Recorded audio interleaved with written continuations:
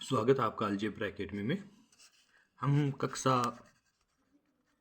10 की बोर्ड परीक्षा जो आ रही है उसकी प्रिपरेशन के लिए जो बोर्ड द्वारा जारी मॉडल प्रश्न पत्र है उसको हल करने जा रहे हैं। ये बोर्ड ने जारी किया है।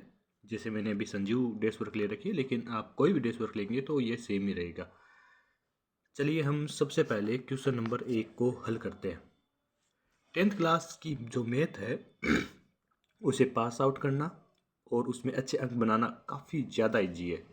तो पहला क्वेश्चन है संख्याओं 6 और 20 का अभाज्य गुणनखंड विधि से एलसीएम है। देखो इसके दो तरीके हैं। मैं एक तो कंपटीशन वाला तरीका बताता हूँ क्योंकि ये अभ्यास का क्वेश्चन है। एलसीएम जब भी होगा ना, अब ध्यान रखो कि ये 6 और 20 है ना, इनसे या तो बड़ी संख्या के बराबर होगा या फिर इससे बड़ा होगा। तो ये 2 तो कट हो गया है ना, 6 भी कट हो गया। अब 2 ऑप्शन है 120 और 60। भाग दे के देख लो, दोनों में 20 का भाग 60 में जाता है, 6 का भी जाता है, ठीक है, 120 में भी जाता है दोनों का। लेकिन इनमें से छोटी संख्या एलसीएम को हम कहते हैं लघुत्तम समापत्ति।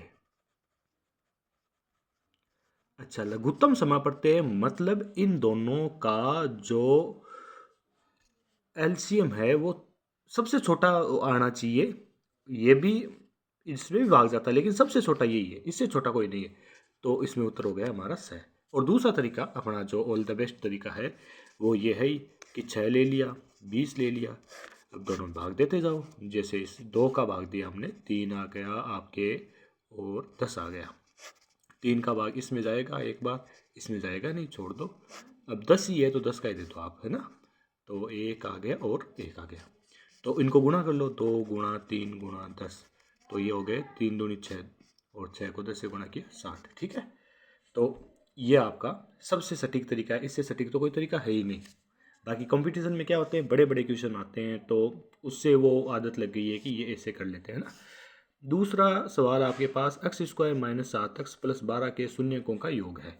तो आप इसको क्वेश्चन पूरा सोल्व कर लेते हैं। अगर आपके पास टाइम है तो बहुत अच्छी बात है, लेकिन अगर नहीं करते हैं तो भी आप इसको इस तरह से कर सकते हैं कि x², अब ये जो 7x है इसके ऐसे 2 टुकड़े देखने हैं अपने को कि गुणा करने पर 7 के आ जाए 12 टुकड़ों के और जोड़ने घटाने पर आए 7। तो हम लिख सकते हैं इसको -4x और -3x। देखो माइनस के हैं दोनों तो जुड़ के -7x हो जाएंगे, प्लस के 12 कॉमन ले लो आप, है ना।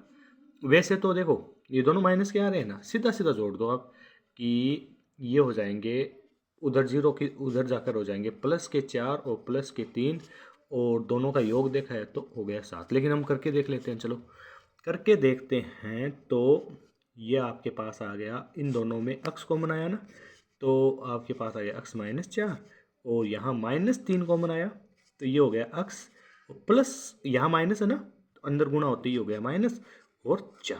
ठीक है, अब हमारे पास x -4 दोनों तरफ है तो x -4 और ये बचा x और ये -3।